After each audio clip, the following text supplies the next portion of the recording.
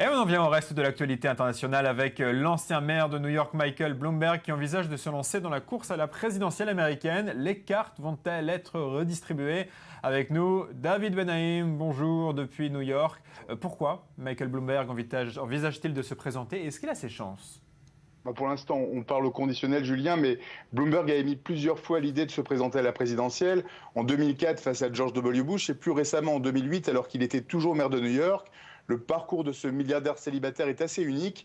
Son idéologie économique est proche de celle des Républicains, mais sur de nombreux sujets comme l'assurance maladie, le contrôle des armes à feu ou le changement climatique, il se range du côté démocrate. Une candidature Bloomberg pourrait affecter lourdement le choix du prochain président. Pour faire un parallèle, en 92, le milliardaire Ross Perot s'était présenté en tant qu'indépendant et avait à l'époque rassemblé 19% des suffrages. Sa candidature avait permis l'élection de Bill Clinton, divisant les voix des électeurs conservateurs.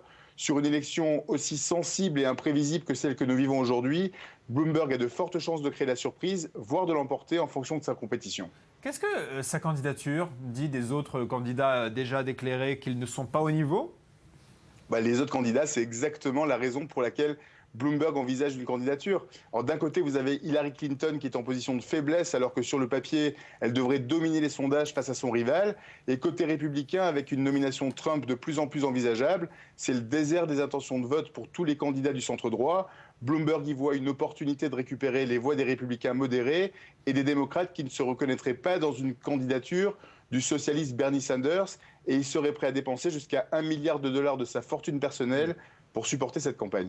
Est-ce qu'il va aller jusqu'au bout ou est-ce qu'il va, comme bien souvent le font les candidats indépendants, jeter l'éponge avant? Tout va dépendre des 6 prochaines semaines. Les premiers caucus et primaires commencent lundi prochain avec l'Iowa et le New Hampshire. Et la date la plus importante, c'est le 1er mars, c'est le Super Tuesday, qui voit les primaires dans 12 États le même jour et qui donne une vraie indication des potentiels nominés de chaque parti. Si Bernie Sanders pour les démocrates et Donald Trump ou Ted Cruz chez les républicains semblent l'emporter, il est probable que l'ancien maire de New York tente sa chance en tant qu'indépendant.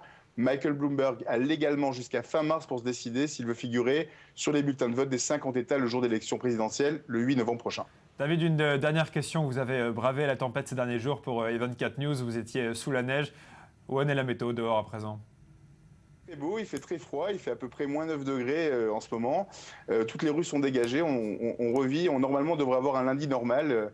Les taxis, les métros, tout roule normalement, on récupère. Moins 9 degrés, ça fait relativiser notre tempête au Proche-Orient. Merci beaucoup David Benaïm. Bonne journée à vous.